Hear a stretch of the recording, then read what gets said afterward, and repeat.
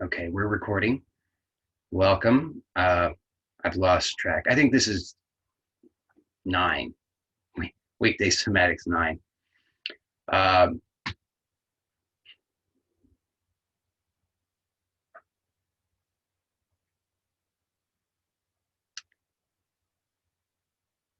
let's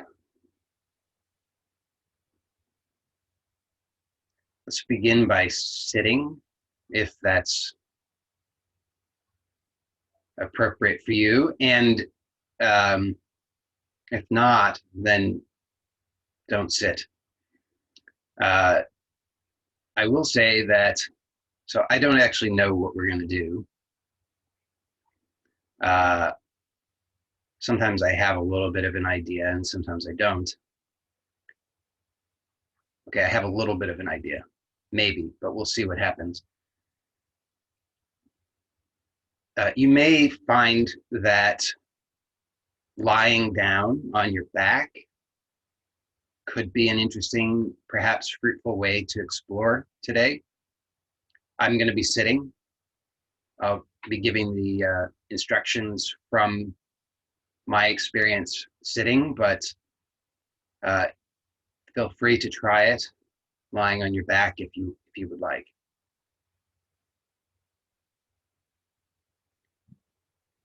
So let's find this comfortable enough position that we're going to be exploring from. And I'm going to close my eyes because I find that easier to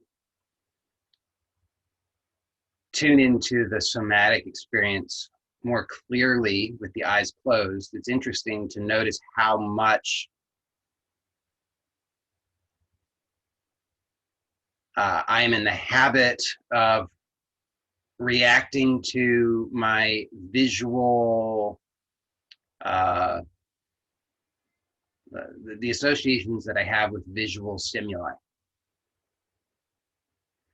As soon as I close my eyes, I notice that I'm able to really observe the felt sense rather than reacting to so many visual cues. So the visual cues tell me where I am in space, or so I think, at least.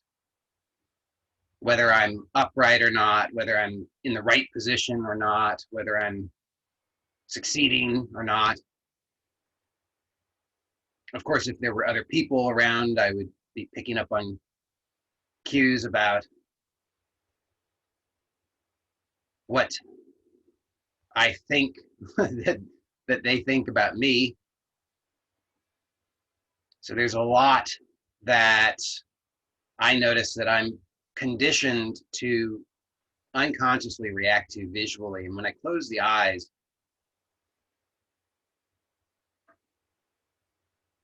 my somatic experience becomes clearer, just the felt sense. So I find that helpful. If you do, then please close the eyes.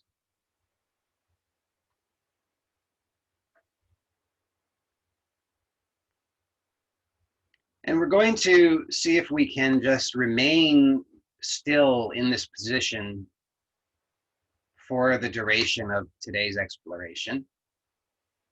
So as I said, see if it's possible to set yourself up from the beginning with a position that is comfortable enough that you could actually remain still for 20 to 30 minutes.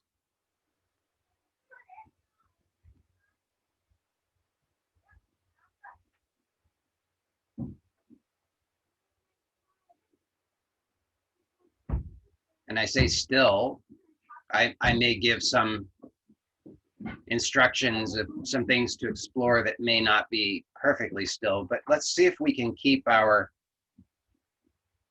or let me rephrase that. Let's see if we can allow our bodies to remain still other than when we make conscious effort.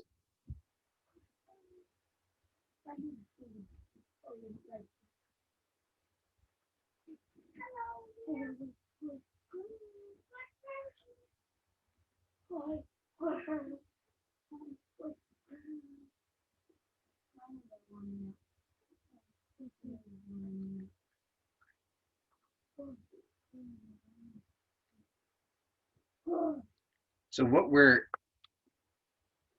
noticing now, I hope, and I'll suggest that we can really take a look at,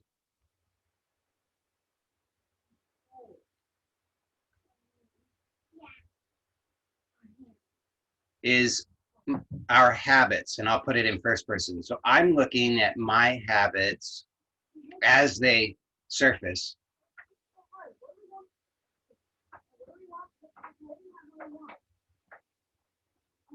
and I'm just remaining still. So from this guidance or instruction to remain still, what I might notice are the habits that I have of how I try to remain still.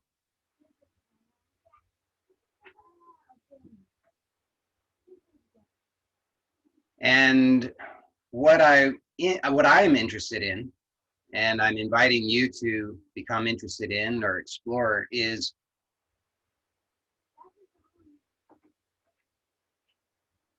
can you rest in and as stillness? Can I be supported by stillness? Is it possible that I can remain resting here still without making effort?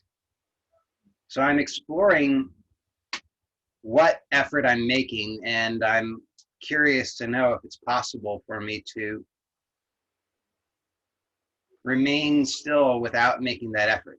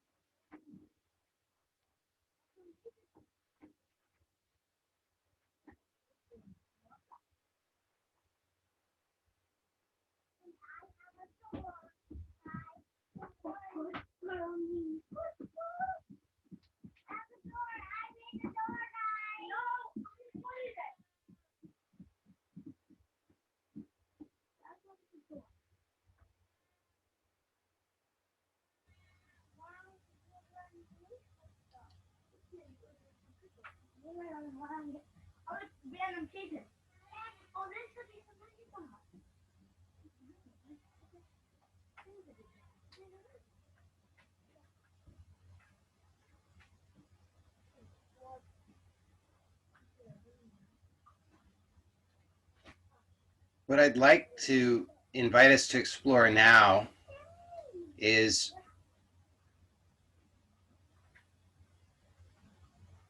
how the breath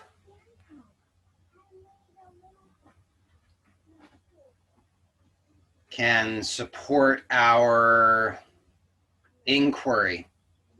So we're inquiring into stillness, we're inquiring into the possibility of being supported by stillness, of being aligned in stillness, of allowing for the physical body to be at ease without any strain and without needing to indulge any habits of trying to fix anything or get it right or get comfortable or avoid. So let's see if the breath can be supportive in this inquiry.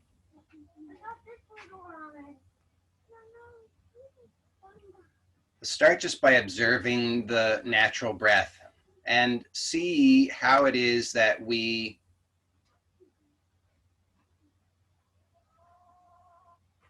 habitually control the breath, how we habitually get involved in the breathing process. probably unconsciously, but we can become conscious of it. So just notice that, of course, the breath is a dynamic process. So there are, we could say, phases to the breathing process that we can become aware of. Obviously, there's the inhalation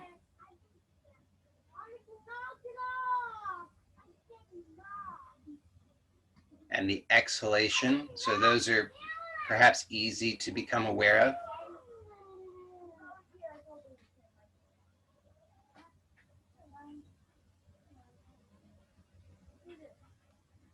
And then there are the,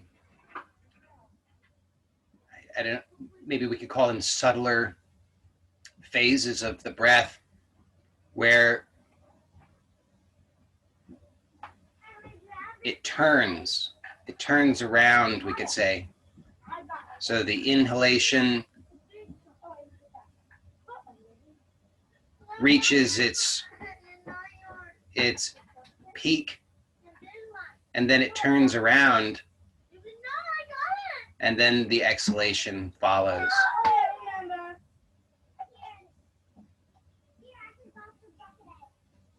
And then the exhalation comes to its completion, and that turns around,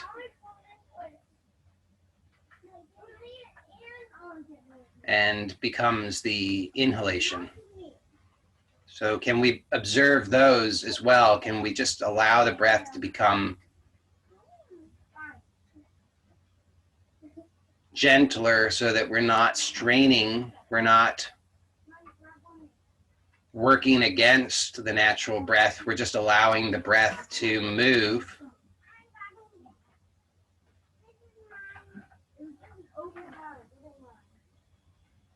as it does, and we just observe that.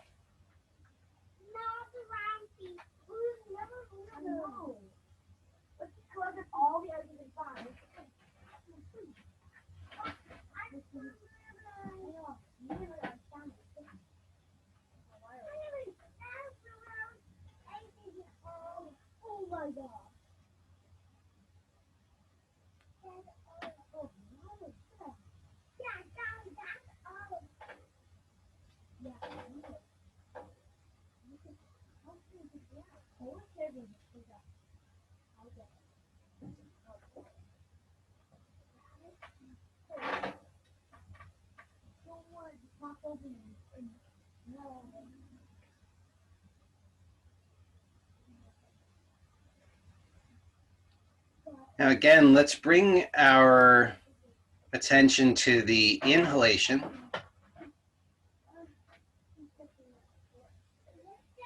And let's become curious about this inhalation. Can we allow for the inhalation to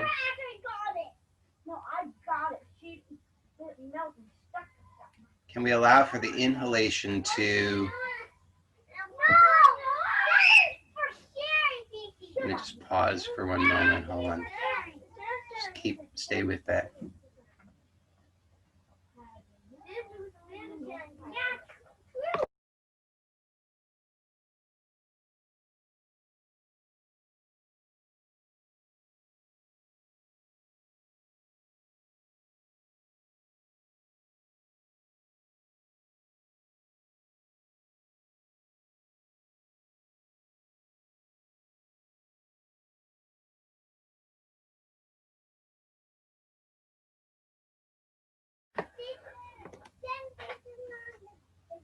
Okay, so let's observe the inhalation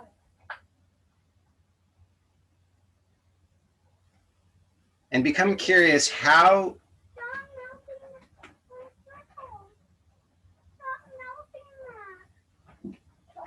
what stops the inhalation?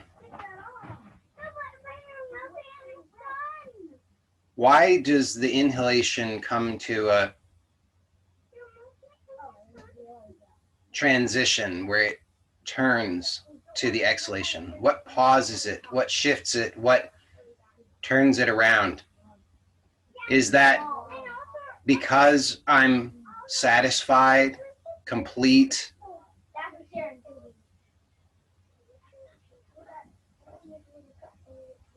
Or is it something mechanical? Is it a habitual reaction to some kind of sensation? Perhaps I can become aware that there are habits that I have that assert themselves of shying away from certain sensations in the body. Maybe I notice in the chest or in the abdomen, maybe in the front of the body or in the back of the body, maybe on the sides of the body. I can start to notice these subtle, maybe not even so subtle, restrictions, these ways in which there's a tension, a habitual tension or numbness, where I'm working against myself, where I'm working against the natural breath. I'm working against the effortless, spontaneous cycle and flow of the breath. Therefore, I'm working against my own satisfaction. So can I allow for the breath, the inhalation, to continue as it does, as it wants to, without indulging my habits of restriction or control? Can I just allow for the breath to flow?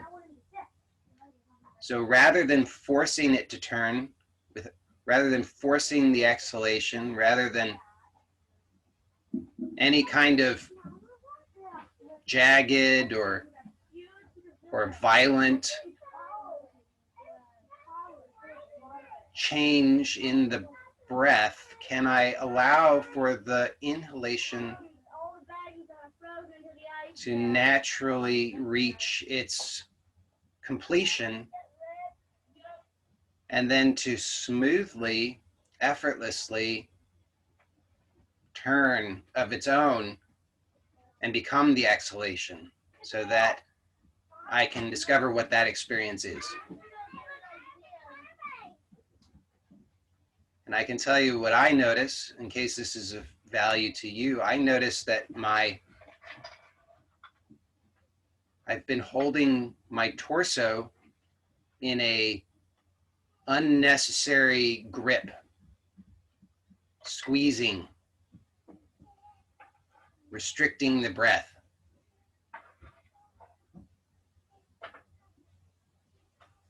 So here's another way of looking at it, similar, slightly different, is, and I'll put it as a question: why should, or is it necessary, that this experience of breathing should involve any sense of pain, apprehension, frustration, discouragement, discomfort, restriction, lack?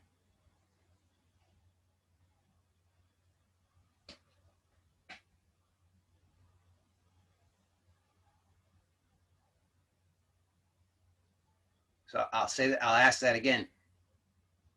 Is it actually necessary for the experience, from my experience of the natural breath, to involve restriction, pain, discomfort, frustration, or any of the other things that I have come to assume are inherent in life, but that I fear and don't want?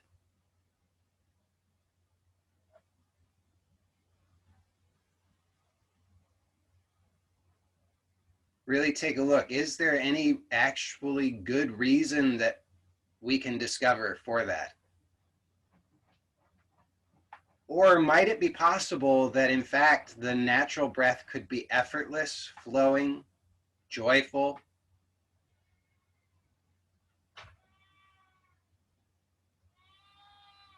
pleasurable?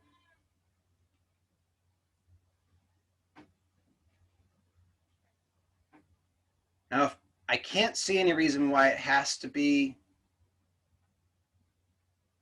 unpleasant,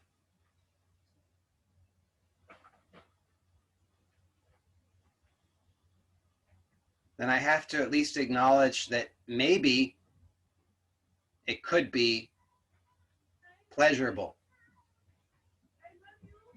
So what is it that I'm doing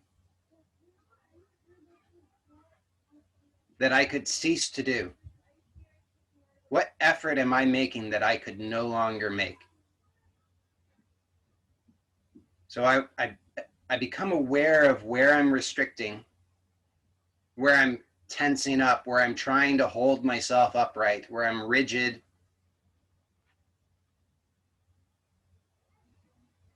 where I'm sustaining this sensation that I call fear, apprehension, anxiety, distress.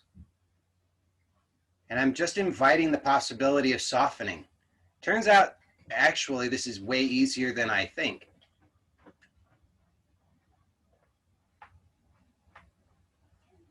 It's just getting the hang of it is sometimes a challenge, but once I actually start to get the hang of it, it turns out it's way, way, way easier than I think.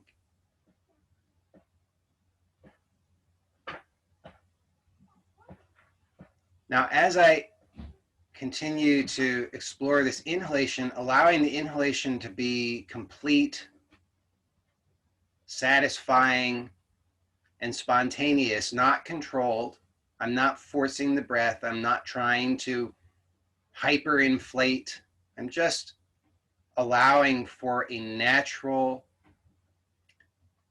and naturally fulfilling inhalation. I'm not getting in the way. I'm allowing the chest to be soft and expanded. I'm allowing the shoulders to be resting, the collarbone to be resting. I'm allowing the back to be at rest. I'm allowing the front of the abdomen to be at rest. And allowing the breath to move the body. Now, I notice that with each inhalation,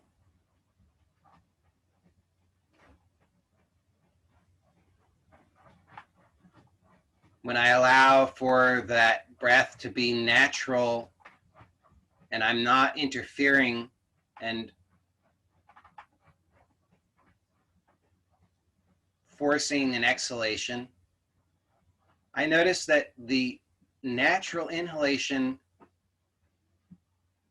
produces a buoyancy within my body.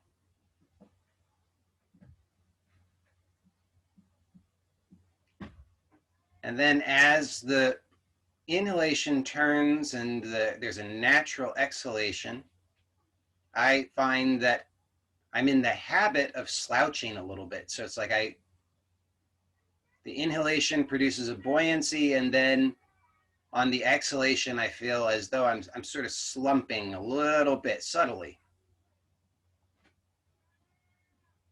So now I'm curious about that too. So now, if it's comfortable for you, observe also on the exhalation, just allowing for the exhalation to occur, and become curious if, I'll put it in the first person, I'm wanting to become curious if I'm doing anything that seeks to control, augment, or interfere with the natural exhalation that might be producing this slumping. So when I allow the natural inhalation to produce this buoyancy. The belly is soft and expanded. The rib cage is soft and slightly expanded. I feel naturally supported in, I'm upright. You may not be, but I feel naturally supported in this upright posture. Then my curiosity is, as the exhalation occurs, as I'm allowing for this natural exhalation without interference, without getting involved in trying to force it in any way, can I maintain that same buoyancy? Can I remain buoyant? Does this reveal to me how it is that I'm still getting involved unnecessarily in the breathing process? I'm forcing the exhalation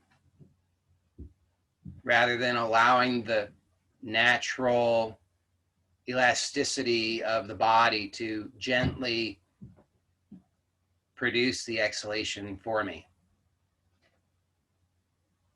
So I notice a habit of gripping, spasming even in the abdomen and chest. So I'm allowing now for the exhalation to be spontaneous, effortless, and uncontrolled.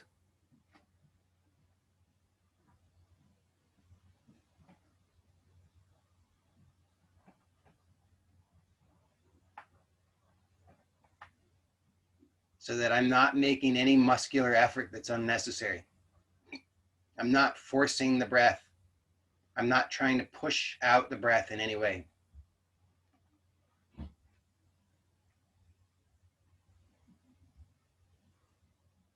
And then again, can I remain aware of that buoyancy? So as the exhalation completes, and I'm not trying to force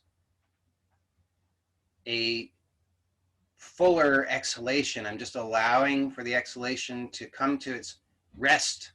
There's a resting point. It just simply comes to rest. I pause.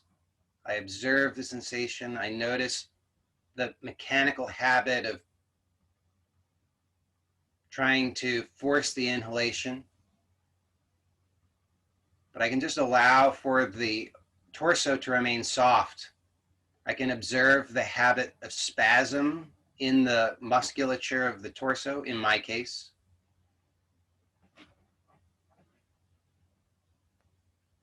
And notice how I interpret that spasm to indicate, and this is for me, you notice whatever you notice, but I notice that I habitually interpret that spasm to indicate that there's something wrong and that I need to breathe. I need to breathe. I need to do it. But what happens, and this is what I'm curious about, what happens if I just allow for that breath to rest? So it just comes to rest, maybe for half a second, maybe for a second, maybe for 5 seconds, whatever. I'm not forcing it. I'm not trying to extend that. I'm not making any effort to do anything. I'm just observing the natural breath, and then observing how the natural breath turns, and there's a smooth, effortless inhalation. So I'm allowing for the spasming to come to rest. I'm curious to know, if I just don't indulge my habit of trying to control the spasm, trying to avoid the spasm, trying to avoid that experience. This is subtle, by the way, but it's something that I'm aware of. I believe you could become aware of. So if I observe that, I notice that the spasming lessens.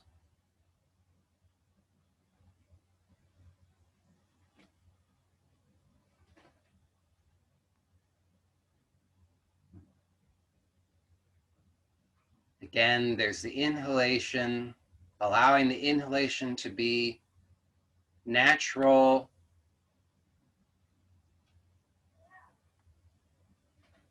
spontaneous, and satisfying, allowing the inhalation to be complete without trying to forcefully turn it around and force an exhalation. And then allowing for the natural elasticity of the body to effortlessly produce this exhalation without me getting involved, without me clamping down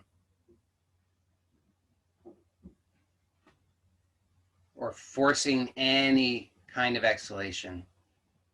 And then being curious, can I allow for that buoyancy that I discovered in the inhalation to remain through the exhalation?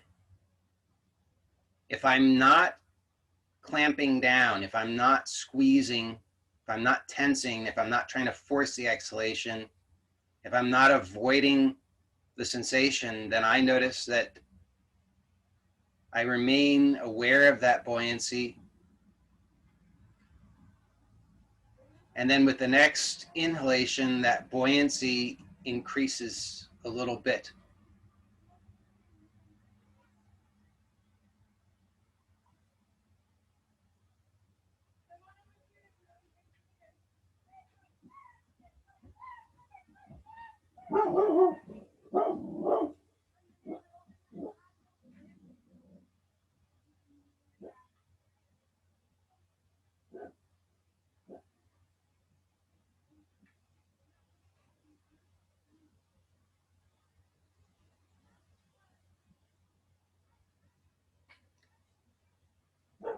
So we're going to wrap this up in just a moment. I want to just add a little. No, we'll leave it there. I always try to cram too much in. That was very good. So we'll remain with this stillness here as we begin to transition. So we took all this time to become aware of subtlety, to notice our habits, and perhaps to slow down, attune to our somatic experience. So let's see if it's possible to transition in a way that allows us to continue to have that awareness, to maintain that awareness,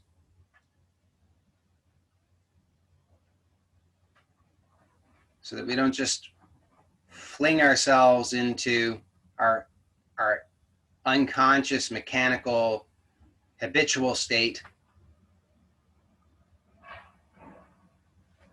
See if we can allow this to be very smooth, a very smooth transition, so that we can come to slowly have eyes open, have awareness of the room or the space where we are. Maybe start to notice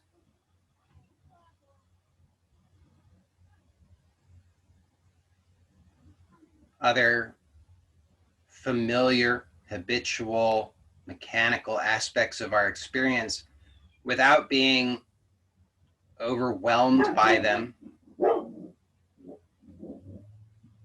So let's just see if we can allow the eyes to open slowly, as we've been doing the last couple of days. We'll just allow for that smooth transition of eyes closed to eyes open.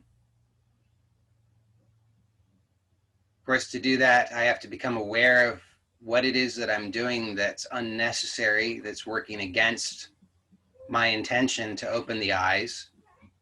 So I become aware of the habits of squeezing in the forehead, in the cheeks, temples, nose, maybe in the eyeballs. And just soften, and then when it's when I have enough confidence that I can begin to explore actually opening the eyelids themselves smoothly without it being a too sudden or startling of an experience, I can slowly begin to allow the eyelids to float upward. And I'm curious, can I do that with both eyelids evenly? Can both eyelids open evenly? And, why not? Let's see, where are my eyes? Do my eyes focus in a particular way habitually as the eyelids begin to open? Just being aware of that.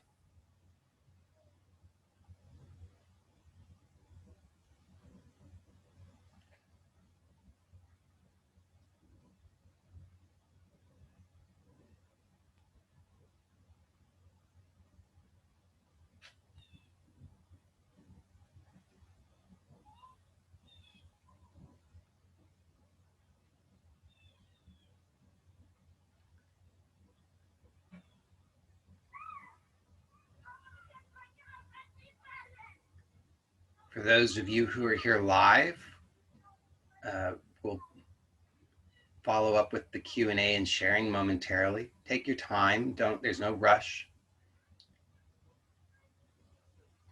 For those who are watching the recording of this, thanks for joining me, and I'll see you next time. I'm going to end this recording now.